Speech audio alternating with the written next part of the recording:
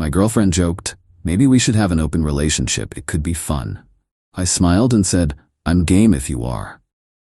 She laughed, thinking I was calling her bluff. She stopped laughing the following Saturday when she walked into the kitchen and saw me making breakfast for I, 31 male, have been with Melissa, 29, for 3 years, living together for 1. Things were good until about 4 months ago when she started getting restless. Started with her joining a women's empowerment book club. Cool, personal growth is great, but the books went from self-help to ethical non-monogamy real quick. She'd come home quoting passages about societal constraints and expanding love. Then her friend group shifted, new friends from yoga, all in open relationships or poly. Every girls' night ended with stories about their adventures. Melissa would come home glowing, oversharing their escapades. 2 weeks ago, we were at dinner. She'd had 3 glasses of wine, started her usual routine. Sage has 2 boyfriends now. Says it's the most fulfilled she's ever been. Good for Sage. Don't you think monogamy is kind of outdated? I think different things work for different people. But don't you ever wonder, like we've only been with each other for 3 years. I've been with other people before you. You know what I mean? Don't you miss the excitement? The newness? Not really. She leaned forward, that mischievous smile she gets when she thinks she's being clever. Maybe we should have an open relationship, it could be fun. I set down my fork, looked at her, she was testing me, waiting for me to get jealous, possessive, probably wanted the drama for her next book club meeting. Me, I'm game if you are. Her smile froze. Wait, what? You're right, could be fun, let's do it. Nervous laugh. I was just joking. Were you though? You've been talking about this for months. I mean, I was just thinking out loud. No takesies backsies, you open this door. She spent the rest of dinner backpedaling, but I'd made up my mind. She wanted to play games? Let's play. That night she tried to clarify. About earlier, I wasn't serious. Seemed pretty serious. You've been building up to this for months. I was just curious what you'd say. And I said yes. So what are the rules? Evan, come on. What? You suggested it. I agreed. Unless you only want to open it on your side. Direct hit. Her face went red. That's not, I wouldn't. So we're both allowed to see other people? I guess. If we're really doing this? Great. Full transparency? Of course. She thought she'd won something. Thought I'd be too jealous or insecure to actually follow through. Thought wrong. Update 1. The setup started simple. Downloaded dating apps that night. Melissa watched from the bed, waiting for me to crack. Melissa, you're really making profiles? Yep, which photos should I use?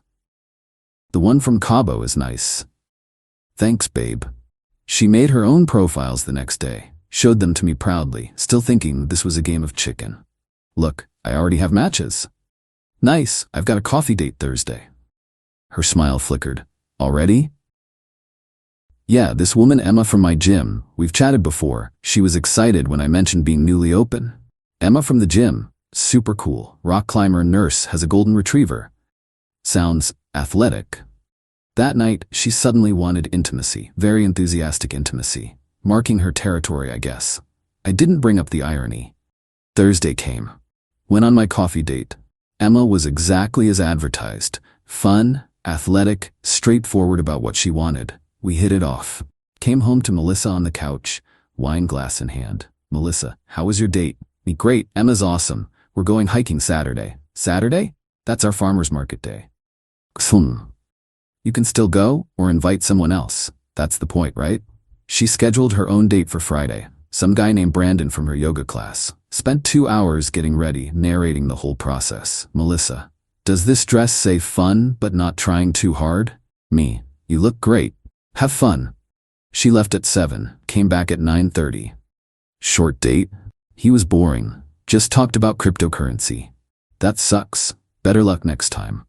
Saturday morning I was up early. Hiking gear ready, making breakfast. Melissa came out in her farmer's market outfit. I thought you might cancel with Emma. Why would I do that? I don't know. Thought we could talk about boundaries. We can talk tomorrow. Have fun at the market. Left her standing there. Emma picked me up at 8. Posted a selfie from the trail on Instagram. First time I'd posted in months. Caption: beautiful morning with beautiful company. Melissa liked it within minutes. Melissa liked it within liked it. Then liked it again. Update 2. The escalation. The next week, Melissa went into overdrive. 3 dates lined up. Made sure I knew every detail. James is taking me to that new sushi place. The one downtown? Nice. He's a surgeon. Cool, like a brain surgeon. Hope he's more interesting than crypto guy. She came back from that date glowing, gave me play-by-play details I didn't ask for. He drives a Tesla, said I have beautiful eyes, we kissed. Glad you had fun. You're not jealous? Why would I be? This was your idea. Her second date that week was with someone named Carlos, architect, apparently. She wore the red dress I'd bought her for our anniversary. But here's the thing, I wasn't sitting home. Emma and I were vibing. Hiking led to dinner. Dinner led to her place. I was transparent with Melissa like we'd agreed. Me? Staying at Emma's tonight. See you tomorrow. First time I'd ever seen Melissa's eye twitch over text. Melissa: oh, okay, have fun. Got home the next morning to find her making breakfast. Full spread. Pancakes, eggs, fresh fruit. She never cooked breakfast. Thought we should talk. About? This arrangement. Make sure we're on the same page. I thought we were. Full transparency, both free to explore. Right? It's just, Emma seems to be taking up a lot of your time. 2 dates is a lot. I just want to make sure we're prioritizing our relationship. Didn't you have 3 dates this week? That's different.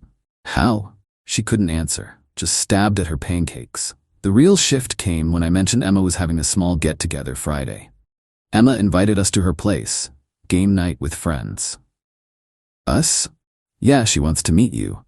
Thought it'd be less weird if we all knew each other. You told her about me? Of course. Transparency, remember? I don't think I'm comfortable with that. Why? Sage brings both her boyfriends to book club. That's different. How? Again, no answer, but she insisted on coming Friday. Wore her tightest dress, highest heels, war paint. Update 3. The implosion. Emma's gathering was chill. Maybe 10 people, board games, good wine. Emma was the perfect host. Friendly to Melissa, no weird energy. Just treated her like any other guest. But Melissa couldn't handle it. Kept trying to mark territory. Sitting on my lap, calling me babe every sentence, telling coupled stories nobody asked for. Emma just smiled. Didn't react, which made Melissa crazier. Halfway through the night, Melissa pulled me aside.